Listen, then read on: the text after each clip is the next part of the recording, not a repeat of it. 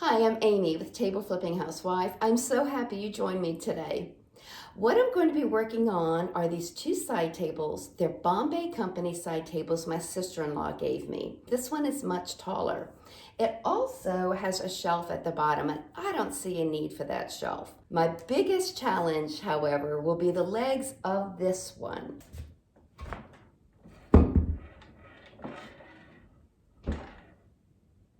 I'll have to figure that out. I think this is going to be a quick and easy project, and I'd love for you to come along. All right, so it's this one and this one that are wobbly. And let me show you what a healthy leg looks like. So there's a hanger bolt. This part is what threads into the hole here.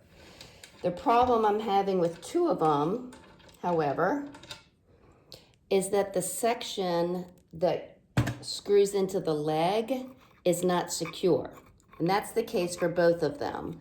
So what I think I'm gonna try to do is make this hole smaller by putting pieces of toothpicks with some wood glue in there.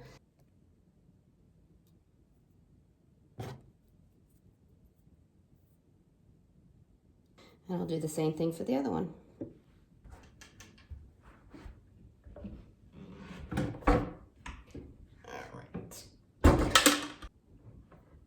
They come off.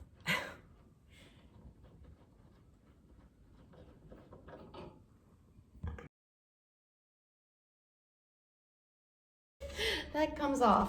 All right, these are going to screw in, but they're still too long. I can easily put this on my miter saw and just chop part of it off. That was easy.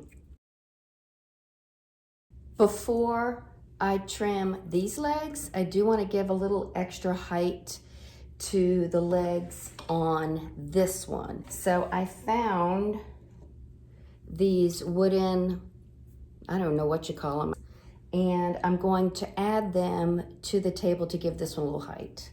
This one I've already done. All right, put that in.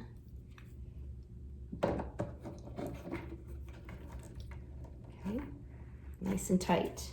So I'm going to do that on all of these legs, and then I'll mark these legs as to where I need to trim them.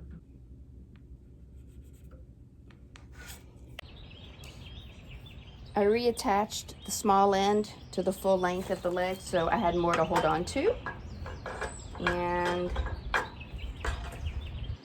that's where I marked the legs. I'm going to put a block here so that I can be sure that each leg is being cut the same length.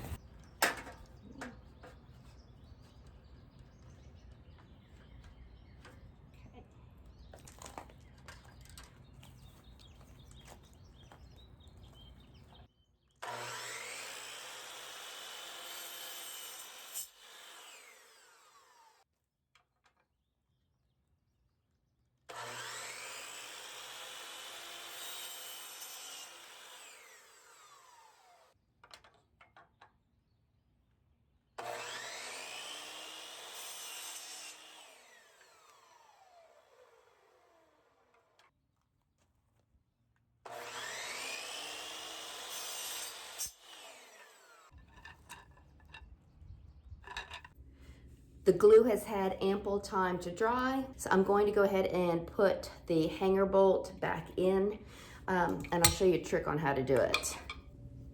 I don't want to strip the threads of this bolt by gripping it with a vise, so what I'm doing is adding 2 nuts to the bolt, and I'll clamp onto each of those nuts with a separate tool, and I will turn them against each other to lock the nuts in place. With them there, I can then use that tool to clamp onto the nuts. Instead of the treads, I screw it back into the leg.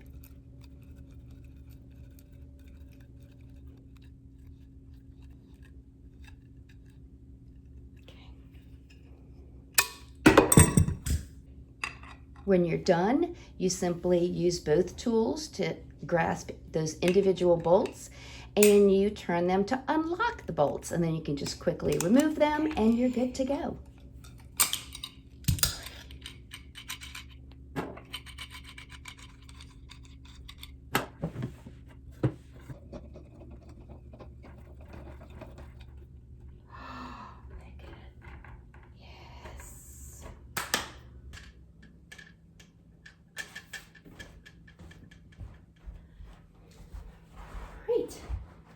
Now they're the same height, so they look pretty good. They're ready to be cleaned, scuff sanded, primed, and painted.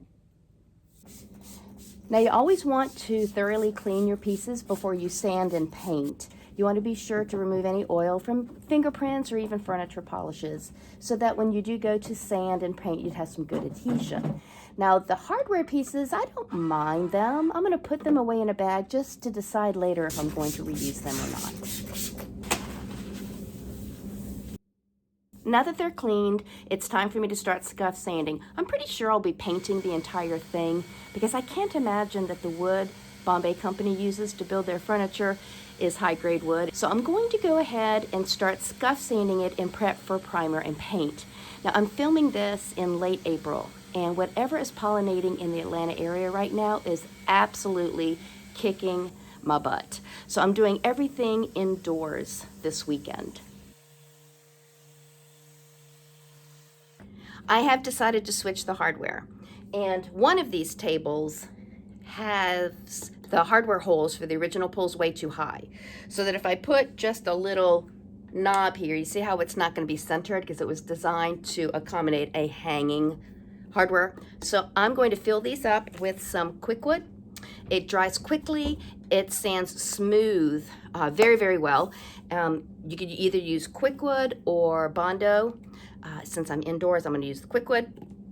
And just like Bondo, it's a two-part epoxy, and you knead it together until you have one solid color, and then you can fill in the holes, which is what I'm going to do. Some people do this with gloves on. I don't, because I just can't get it properly mixed together when I'm wearing gloves. So I'll go wash my hands real well when I'm done. But you just take off a little piece and you roll it into a little log, and that fits right inside the hardware hole. I'm putting my finger underneath it so that it doesn't go all the way through to the inside, and I'm just going to mash it down in place. Once the quickwood dried and I was able to sand everything smooth and dust it off, I brought the pieces outdoors to prime them, starting with the two pieces upside down.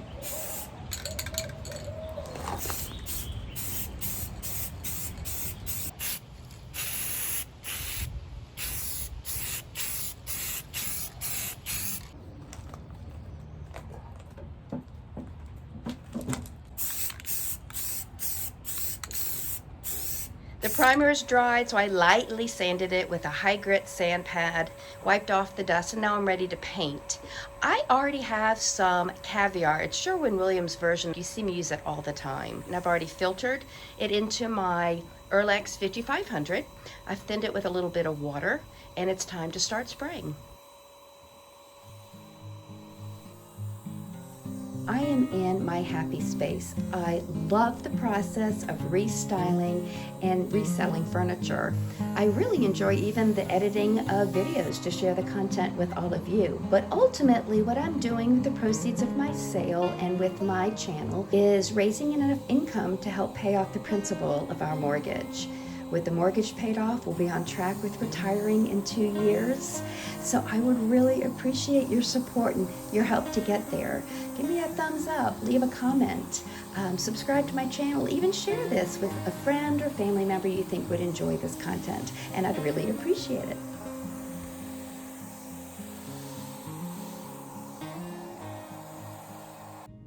I was getting ready to take these outside to put on the first of 2 coats of poly when I decided they needed a little extra oomph.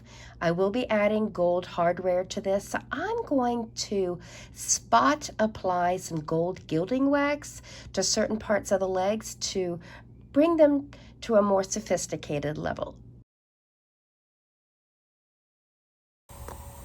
Valspar cabinet and furniture paint does have a built-in top coat, but I am still going to spray 2 coats of polyurethane on these 2 pieces just to give them some added protection. And because the pollen continues to be very bad in the Atlanta area, I'm going to do 1 table at a time and carefully carry them indoors to dry.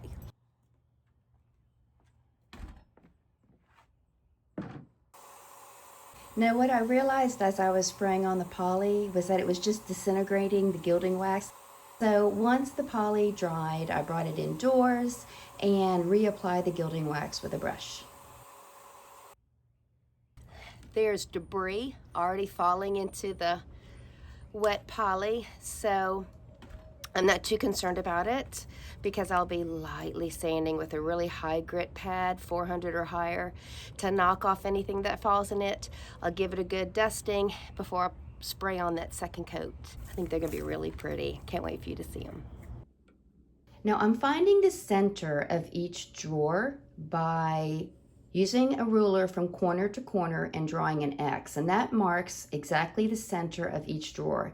Then I used a nail just to make an indentation because that indentation gives the drill something to rest within as it drills.